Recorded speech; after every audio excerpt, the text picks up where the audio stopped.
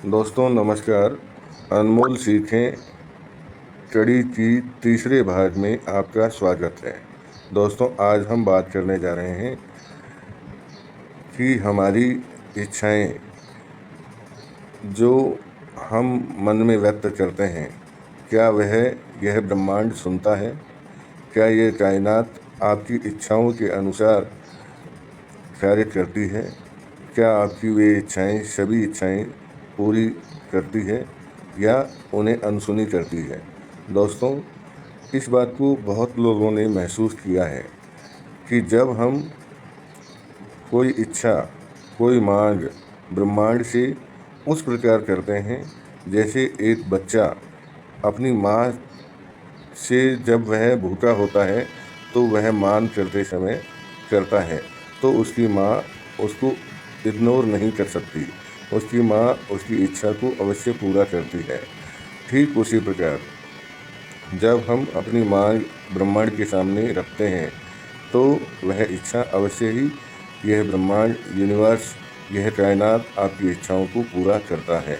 आइए दोस्तों इसमें हमारे साथ में क्या हो रहा है उसको समझते हैं। दोस्तों हम अपनी मांग क्या दिल से कर रहे हैं या दिमाग से? अपनी मांग जब हम कर रहे हैं तो क्या वह पूर्ण समर्पण के साथ कर रहे हैं या फिर उस मांग में संदेह छुपा हुआ है कि पूरी होगी या नहीं होगी, मैं योग्य हूँ या नहीं हूँ? दोस्तों देखिए होता क्या है, ब्रह्मांड वही मांगें पूरी करता है जो आपने पूरे दिल से, ना कि दिमाग से। क्योंकि दिमाग देखिए आपका जब भी कोई आप मांग करते हैं तो उसमें संदेह व्यक्त कर देता है। संदेह कौन से? जो आपके अतीत से जुड़े हुए होते हैं। आपने मान लीजिए पास्ट में, भूतकाल में बहुत मेहनत की लेकिन आपको सफलताएं प्राप्त नहीं हुई, तो आप जब मांग कर रहे हैं, आप जब कोई इच्छा व्यक्त कर रहे हैं और दिल से कोई प्रार्थना कर रहे हैं इस यूनिवर्स से, तो आपके सबसे बड़ी रुकावट कौन आया? आपका दिमाग। क्यों? क्योंकि दिमाग ने संदेह व्यक्त कर दिया तो आपकी मांग में वह बल पैदा नहीं हो पाया। तो दोस्तों यह बात मान के चलिए कि जो मांग आप दिल से करेंगे वह मांग बच्चे की जैसी मांग होनी चाहिए। उसमें पूर्ण बल होना चाहिए, उसमें कोई प्रकार का संदेह शामिल नहीं होना चाहिए।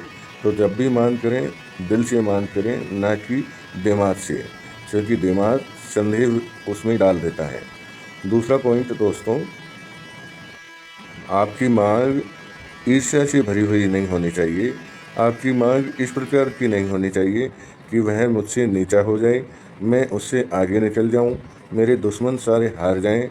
ऐसी मांग कायनात पूरी नहीं करती। आपकी वे मांग जो आप निस्वार्थ भाव से करते हैं कि हे ईश्वर, हे खुदा, हे परमात्मा, मुझे आप ऐसी इच्छा है मेरी जो कि जगत के कल्याण के लिए है, मेरे कल्याण के लिए है और इसमें किसी का बुरा छिपा हुआ नहीं है, तो ऐसी इच्छा अवश्य यह यूनिवर्स, यह ब्रह्मांड पूरी करता है। दोस्तों तीसरी बात यह है कि जब आप मान करते हैं तो आप ये सोचिए कि आपका दिमाग बिल्कुल रिक्त होना चाहिए। दिमाग संदेह व्यक्त ना कर पाए इसकी कोशिश करनी चाहिए। दिमाग को खाली करिए। जैसे कि एक भरे हुए बर्तन में आप पानी की एक बूंद भी नहीं डाल सकते।